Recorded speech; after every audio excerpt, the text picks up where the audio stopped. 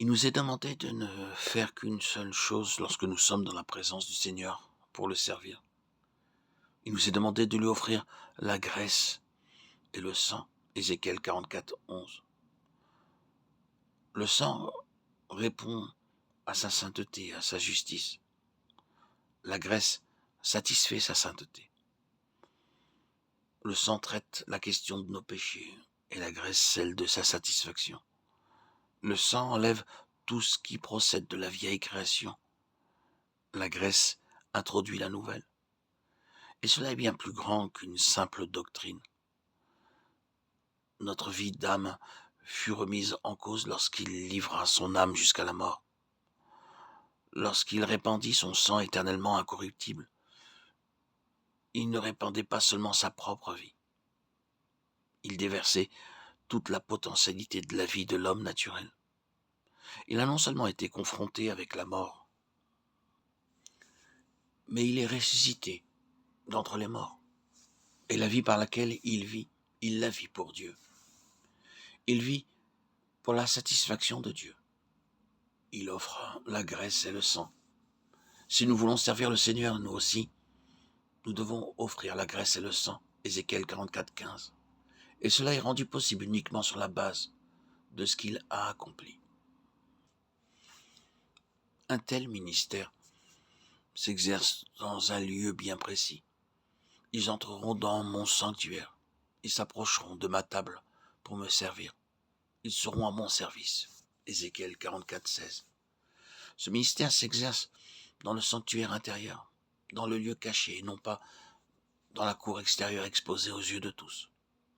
Les gens peuvent penser que nous ne faisons rien, mais le service de Dieu dans le lieu très saint est de beaucoup supérieur au service qui s'accomplit pour les autres dans le parvis du temple.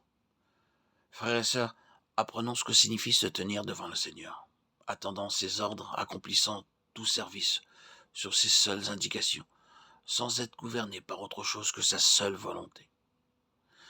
Dans ce passage d'Ézéchiel 44, nous voyons comment les Lévites devaient être vêtus pour servir le Seigneur. Lorsqu'ils franchiront les portes du parvis intérieur, ils revêtiront des habits de lin, ils n'auront sur eux rien qui soit en laine. Quand ils feront le service aux portes du parvis intérieur et dans la maison, ils auront des tiares de lin sur la tête et des caleçons de lin sur leurs reins. Ils ne se ceindront point de manière à exciter la sueur. Ceux qui servent le Seigneur ne doivent pas avoir des habits de laine. Pourquoi cela? L'explication nous est donnée dans ce passage. Ils ne mettront pas de ceinture qui provoque la sueur. Aucune œuvre qui produise la sueur ne peut être acceptée par le Seigneur.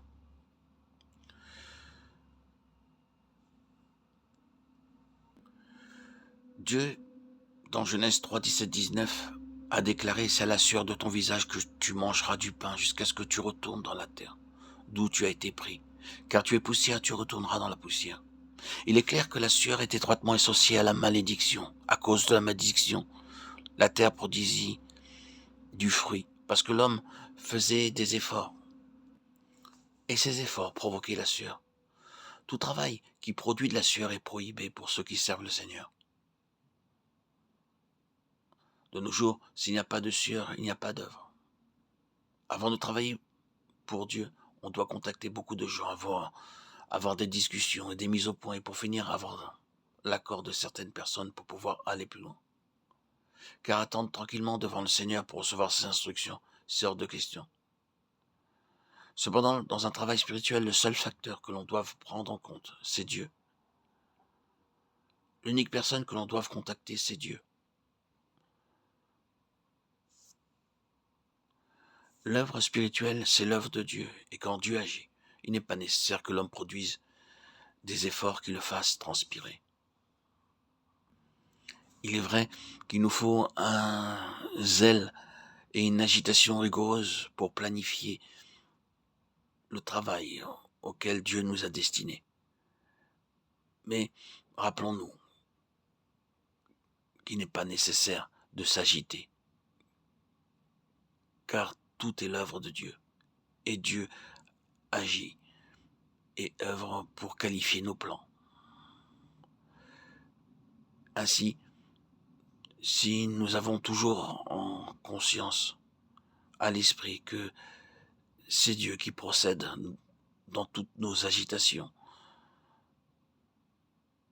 nous n'aurons aucune raison de suer ou de faire agir notre zèle charnel plus qu'il ne faut.